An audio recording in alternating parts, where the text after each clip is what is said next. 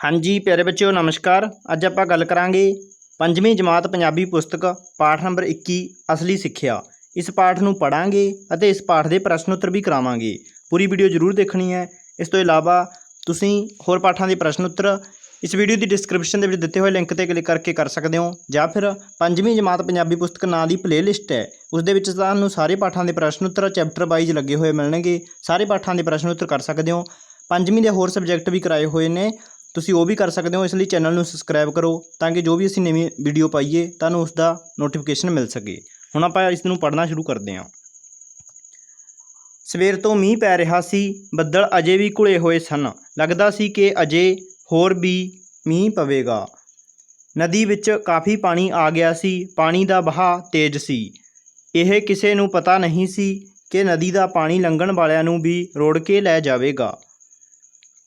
ਅੱਗੇ ਵੀ ਐਵੇਂ ਹੀ ਹੁੰਦਾ ਸੀ। ਜਦੋਂ ਬਾਰਿਸ਼ ਜ਼ਿਆਦਾ ਹੋ ਜਾਏ ਤਾਂ ਨਦੀ ਵਿੱਚ ਪਾਣੀ ਦਾ ਵਹਾਅ ਵੱਧ ਜਾਂਦਾ ਸੀ।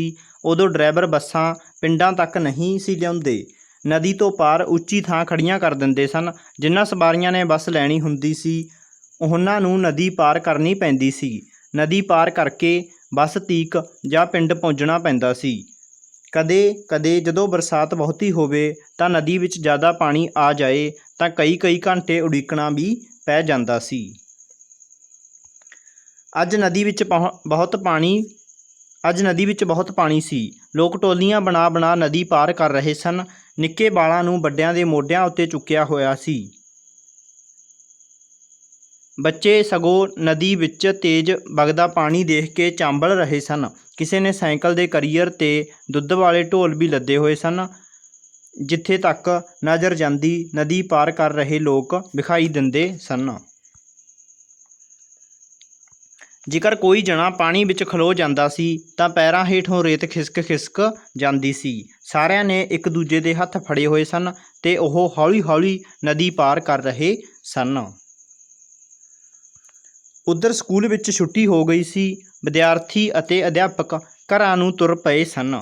ਉਹਨਾਂ ਵਿੱਚੋਂ ਕਈਆਂ ਨੂੰ ਇਹ ਨਦੀ ਪਾਰ ਕਰਨੀ ਪੈਣੀ ਸੀ। ਉਹ ਵੀ ਲੋਕਾਂ ਵਾਂਗ ਨਦੀ ਵਿੱਚ ਵੜ ਗਏ। ਉਸ ਵੇਲੇ ਪਿੱਛੇ ਆ ਰਹੇ ਵਿਦਿਆਰਥੀਆਂ ਨੇ ਵੇਖਿਆ ਕਿ ਸ਼ਾਰਦਾ ਭੈਣ ਜੀ ਦਾ ਹੱਥ ਮਨਜੀਤ ਭੈਣ ਜੀ ਦੇ ਹੱਥੋਂ ਛੁੱਟ ਗਿਆ ਸੀ ਤੇ ਉਹ ਨਦੀ ਵਿੱਚ ਰੁੜਨ ਲੱਗੇ ਸਨ। ਚਾਰੇ ਪਾਸੇ ਹਾਏ ਤੌਬਾ ਮਚ ਗਈ। 9ਵੀਂ ਜਮਾਤ ਦਾ ਇੱਕ ਵਿਦਿਆਰਥੀ ਹਰਦੀਪ ਇਹ ਸਭ ਵੇਖ ਰਿਹਾ ਸੀ। ਹਰਦੀਪ ਨੇ ਇੱਕ ਪਲ ਵੀ ਨਾ ਉਡੀਕਿਆ। ਉਸਨੇ ਆਪਣਾ ਬਸਤਾ ਆਪਣੇ ਸਾਥੀ ਨੂੰ ਫੜਾਇਆ ਅਤੇ ਸ਼ਾਰਦਾ ਭੈਣ ਜੀ ਨੂੰ ਬਚਾਉਣ ਲਈ ਪਾਣੀ ਵਿੱਚ ਛਾਲ ਮਾਰ ਦਿੱਤੀ। ਉਹ ਬਿਜਲੀ ਦੀ ਫੁਰਤੀ ਨਾਲ ਤਰਦਾ ਹੋਇਆ ਸ਼ਾਰਦਾ ਭੈਣ ਜੀ ਵੱਲ ਵਧਿਆ। ਉਹਨਾਂ ਨੂੰ ਫੜ ਕੇ ਡੂੰਘੇ ਪਾਣੀ ਵਿੱਚੋਂ ਘੱਟ ਪਾਣੀ ਵਿੱਚ ਲੈ ਆਇਆ। ਘਬਰਾਹਟ ਨਾਲ ਸ਼ਾਰਦਾ ਭੈਣ ਜੀ ਦਾ ਬੁਰਾ ਹਾਲ ਸੀ, ਪਰ ਉਹਨਾਂ ਦਾ ਬਚਾਅ ਹੋ ਗਿਆ ਸੀ। ਸਾਰੇ ਅਧਿਆਪਕਾਵਾਂ ਵਿਦਿਆਰਥੀ ਤੇ ਹੋਰ ਲੋਕ ਹਰਦੀਪ ਦੀ ਹਿੰਮਤ ਦੀ ਪ੍ਰਸ਼ੰਸਾ ਕਰ ਰਹੇ ਸਨ।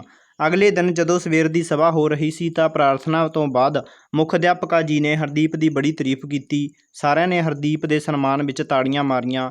ਹਰਦੀਪ ਵੀ ਬੜਾ ਖੁਸ਼ ਸੀ। ਇਸ ਗੱਲ ਨੂੰ 2-3 ਮਹੀਨੇ ਲੰਘ ਗਏ। ਸਕੂਲ ਵਿੱਚ ਸਾਲਾਨਾ ਪ੍ਰੀਖਿਆ ਹੋ ਰਹੀ ਸੀ। ਇੱਕ ਦਿਨ 9ਵੀਂ ਜਮਾਤ ਦਾ ਅੰਗਰੇਜ਼ੀ ਦਾ ਪਰਚਾ ਸੀ। ਹਰਦੀਪ ਵੀ ਪ੍ਰੀਖਿਆ ਦੇ ਰਿਹਾ ਸੀ।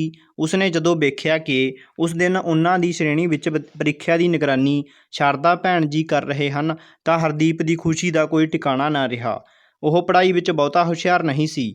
ਉਸਨੇ ਸੋਚਿਆ ਕਿ ਬਾਕੀ ਪਰਚਿਆਂ ਵਿੱਚੋਂ ਭਾਵੇਂ ਰਹਿ ਜਾਏ, ਅੰਗਰੇਜ਼ੀ ਵਿੱਚੋਂ ਉਹ ਪਾਸ ਹੋ ਹੀ ਜਾਏਗਾ। ਸ਼ਾਰਦਾ ਭੈਣ ਜੀ ਅੰਗਰੇਜ਼ੀ ਦੇ ਪਰਚੇ ਵਿੱਚ ਉਸਨੂੰ ਨਕਲ ਕਰਨ ਤੋਂ ਰੋਕਣਗੇ ਨਹੀਂ। ਉਸਨੂੰ ਯਾਦ ਆਇਆ ਕਿ ਉਸਨੇ ਨਦੀ ਵਿੱਚ ਰੁੜੇ ਜਾ ਰਹੇ ਸ਼ਾਰਦਾ ਭੈਣ ਜੀ ਦੀ ਜਾਨ ਬਚਾਈ ਸੀ। ਉਸਨੇ ਕਿਤਾਬ ਖੋਲ੍ਹ ਕੇ ਆਪਣੇ ਗੱਤੇ ਹੇਠ ਰੱਖ ਲਈ। ਉਹ ਕਿਤਾਬ ਵਿੱਚੋਂ ਵੇਖ ਕੇ ਸਵਾਲਾਂ ਦੇ ਜਵਾਬ ਲਿਖਣ ਲੱਗਾ। ਸ਼ਾਰਦਾ ਭੈਣ ਜੀ ਨੇ ਉਸਨੂੰ ਨਕਲ ਕਰਦੇ ਨੂੰ ਵੇਖ ਲਿਆ। ਉਹ ਉਸ ਕੋਲ ਆਏ ਤੇ ਖਲੋ ਗਏ। ਉਹ ਹਰਦੀਪ ਨੂੰ ਕਿਤਾਬ ਵਿੱਚੋਂ ਨਕਲ ਕਰਦਿਆਂ ਦੇਖ ਕੇ ਕਹਿਣ ਲੱਗੇ, ਬੇਟਾ ਹਰਦੀਪ, ਤੂੰ ਇਹ ਕੀ ਕਰ ਰਿਹਾ ਏਂ? ਆਹ ਤੇਰੇ ਗੱਤੇ ਹੇਠ ਕੀ ਏ? ਸ਼ਾਰਦਾ ਭੈਣ ਜੀ ਨੇ ਉਸ ਦੇ ਗੱਤੇ ਹੇਠ ਰੱਖੀ ਕਿਤਾਬ ਫੜ ਲਈ। ਹਰਦੀਪ ਉਹਨਾਂ ਦੇ ਤਰਲੇ ਕਰਨ ਲੱਗਾ, ਕਰਨ ਦੇਵੋ ਨਾ ਭੈਣ ਜੀ ਮੈਨੂੰ ਨਕਲ। ਉਸਨੇ ਸੋਚਿਆ ਕਿ ਸ਼ਾਇਦ ਸ਼ਾਰਦਾ ਭੈਣ ਜੀ ਉਸ ਦਿਨ ਦੇ ਬਦਲੇ ਵਿੱਚ ਉਸਨੂੰ ਨਕਲ ਕਰਨ ਦੇਣਗੇ। ਸ਼ਾਰਦਾ ਭੈਣ ਜੀ ਨੇ ਉਸਨੂੰ ਕਿਤਾਬ ਨਾ ਦਿੱਤੀ। ਉਸਨੇ ਕਿਹਾ, ਭੈਣ ਜੀ, ਮੈਂ ਤੁਹਾਨੂੰ ਉਸ ਦਿਨ ਰੁੜਨ ਤੋਂ ਬਚਾਇਆ ਸੀ, ਭੁੱਲ ਗਿਆ ਤੁਹਾਨੂੰ? ਸ਼ਾਰਦਾ ਭੈਣ ਜੀ ਨੇ ਬੜੇ ਠਰ੍ਹੰਮੇ ਨਾਲ ਉਸਨੂੰ ਕਿਹਾ, ਬੇਟਾ ਮੈਂ ਵੀ ਤਾਂ ਤੈਨੂੰ ਰੁੜੇ ਜਾਂਦੇ ਨੂੰ ਹੀ ਬਚਾ ਰਹੀ ਹਾਂ। ਮੈਂ ਤਾਂ ਉਸ ਦਿਨ ਨਦੀ ਦੇ ਪਾਣੀ ਵਿੱਚ ਰੁੜਨ ਲੱਗੀ ਸਾਂ, ਪਰ ਤੂੰ ਜਿਹੜੀ ਨਕਲ ਵਾਲੀ ਨਦੀ ਵਿੱਚ ਰੁੜਨ ਲੱਗਾ ਏਂ, ਇਹ ਉਸ ਤੋਂ ਵੀ ਵੱਧ ਮਾਰੂ ਏ। ਤੂੰ ਠੀਕ ਢੰਗ ਨਾਲ ਪੜ੍ਹ ਕੇ ਹੀ ਜ਼ਿੰਦਗੀ ਦੀ ਨਦੀ ਪਾਰ ਕਰ ਸਕੇਂਗਾ। ਬਸ ਇਹੋ ਜ਼ਿੰਦਗੀ ਦੀ ਅਸਲ ਸਿੱਖਿਆ ਏ, ਇਹੋ ਪੜ੍ਹਾਈ ਏ। ਹਰਦੀਪ ਨੂੰ ਲੱਗਾ ਜਿਵੇਂ ਸ਼ਰਦਾ ਭੈਣ ਜੀ 100% ਸੱਚ ਆਖ ਰਹੇ ਸਨ। ਉਹ ਆਪਣੇ ਆਪ ਆਪਣਾ ਪਰਚਾ ਹੱਲ ਕਰਨ ਲੱਗਾ। ਔਖੇ ਸ਼ਬਦਾਂ ਦੇ ਅਰਥ। ਬਾਲਾਂ ਬੱਚਿਆਂ, ਠਰ੍ਹੰਮੇ ਨਾਲ, ਧੀਰਜ ਨਾਲ, 100%, 100 ਵਿੱਚੋਂ 100, 100%, ਚਾਂਬਲਣਾ, ਸ਼ਰਾਰਤਾਂ ਕਰਨਾ, ਮਾਰੂ, ਖਤਰਨਾਕ। ਕੁਝ ਹੋਰ ਯਾਦ ਰੱਖਣ ਯੋਗ ਗੱਲਾਂ। ਹਮੇਸ਼ਾ ਵੱਡਿਆਂ ਦਾ ਸਤਿਕਾਰ ਅਤੇ ਛੋਟਿਆਂ ਨਾਲ ਪਿਆਰ ਕਰੋ। ਕਿਸੇ ਵੀ ਕੰਮ ਨੂੰ ਛੋਟਾ ਨਾ ਸਮਝੋ। ਲੋੜਵੰਦਾਂ ਦੀ ਹਮੇਸ਼ਾ ਮਦਦ ਕਰੋ। ਮਿਹਨਤ ਦਾ ਪੱਲਾ ਨਾ ਛੱਡੋ। ਸਮੇਂ ਦੀ ਕਦਰ ਕਰੋ। ਹੁਣ ਬੱਚਿਓ ਆਪਾਂ ਇਸ ਦਾ ਪਾਠ ਅਭਿਆਸ ਕਰਦੇ ਹਾਂ। ਜ਼ੁਬਾਨੀ ਅਭਿਆਸ ਨੰਬਰ 1। ਬਾਰਿਸ਼ ਜ਼ਿਆਦਾ ਹੋਣ ਨਾਲ ਨਦੀ ਵਿੱਚ ਕੀ ਹੁੰਦਾ ਸੀ? ਬਾਰਿਸ਼ ਜ਼ਿਆਦਾ ਹੋਣ ਨਾਲ ਨਦੀ ਦਾ ਵਹਾਅ ਤੇਜ਼ ਹੋ ਜਾਂਦਾ ਸੀ। ਪ੍ਰਸ਼ਨ ਨੰਬਰ 2।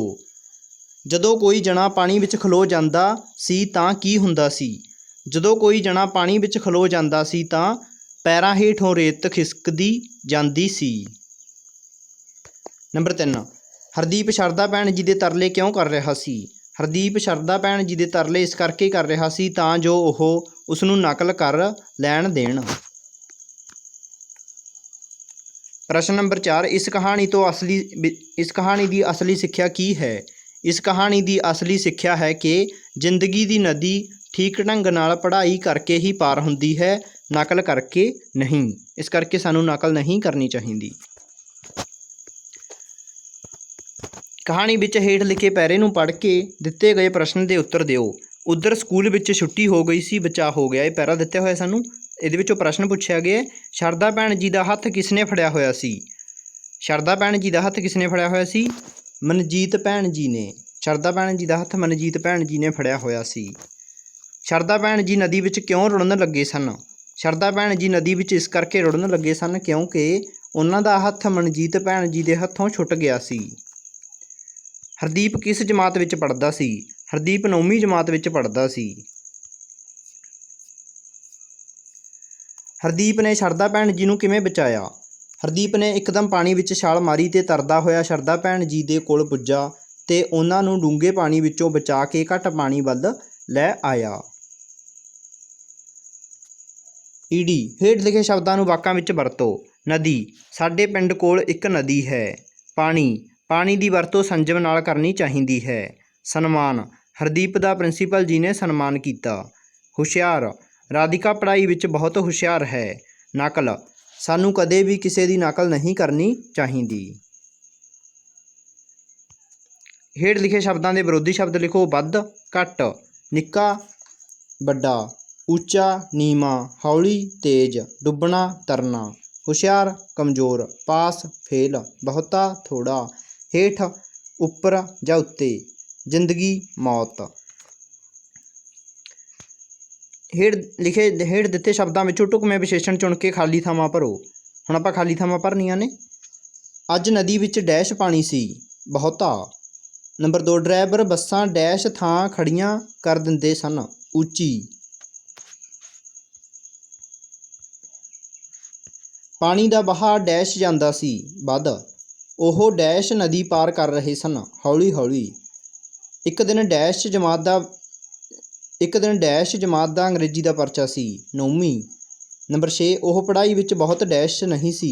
ਹੁਸ਼ਿਆਰ। ਹੇਠ ਲਿਖੇ ਵਾਕਾਂ ਨੂੰ ਵਚਨ ਬਦਲ ਕੇ ਲਿਖੋ। ਬੱਸ ਪਿੰਡਾਂ ਤੱਕ ਨਹੀਂ ਆਈ। ਬੱਸ ਦਾ ਕੀ ਬਣ ਜੂਗਾ ਬੱਚਿਓ? ਬੱਸਾਂ। ਪਿੰਡ ਦਾ ਪਿੰਡਾਂ। ਠੀਕ ਹੈ, ਬੱਸਾਂ ਪਿੰਡਾਂ ਤੱਕ ਨਹੀਂ ਆਈਆਂ। ਨੰਬਰ 2। ਬਾਲ ਨੂੰ ਵੱਡੇ ਨੇ ਚੁੱਕਿਆ ਹੋਇਆ ਸੀ? ਬਾਲਾਂ ਨੂੰ ਵੱਡਿਆਂ ਨੇ ਚੁੱਕਿਆ ਹੋਇਆ ਸੀ। ਇਸ ਕਹਾਣੀ ਤੋਂ ਸਾਨੂੰ ਜੋ ਸਿੱਖਿਆ ਮਿਲਦੀ ਹੈ ਉਸ ਨੂੰ ਸੰਖੇਪ ਕਰਕੇ ਲਿਖੋ। ਇਸ ਕਹਾਣੀ ਤੋਂ ਸਾਨੂੰ ਸਿੱਖਿਆ ਮਿਲਦੀ ਹੈ ਕਿ ਸਾਨੂੰ ਪੇਪਰਾਂ ਵਿੱਚ ਨਕਲ ਨਹੀਂ ਕਰਨੀ ਚਾਹੀਦੀ। ਸਾਨੂੰ ਆਪਣੀ ਮਿਹਨਤ ਨਾਲ ਪੜ੍ਹਾਈ ਕਰਨੀ ਚਾਹੀਦੀ ਹੈ। ਨਕਲ ਮਾਰ ਕੇ ਲਏ ਗਏ ਨੰਬਰਾਂ ਦਾ ਕੋਈ ਮੁੱਲ ਨਹੀਂ ਹੁੰਦਾ। ਬੱਚਿਓ ਇਹ ਪਾਠ ਹੈ ਜਿਹੜਾ ਪੂਰਾ ਹੋ ਚੁੱਕਿਆ ਹੈ। ਬਾਕੀ ਸਾਰੇ ਪਾਠਾਂ ਦੇ ਪ੍ਰਸ਼ਨ ਉੱਤਰ ਚੈਨਲ 'ਤੇ ਕਰਵਾਏ ਜਾ ਚੁੱਕੇ ਨੇ। ਤੁਸੀਂ 5ਵੀਂ ਜਮਾਤ ਦੀ ਪਲੇਲਿਸਟ ਦੇ ਵਿੱਚ ਸਾਰੇ ਪਾਠਾਂ ਦੇ ਪ੍ਰਸ਼ਨ ਉੱਤਰ ਦੇਖ ਸਕਦੇ ਹੋ।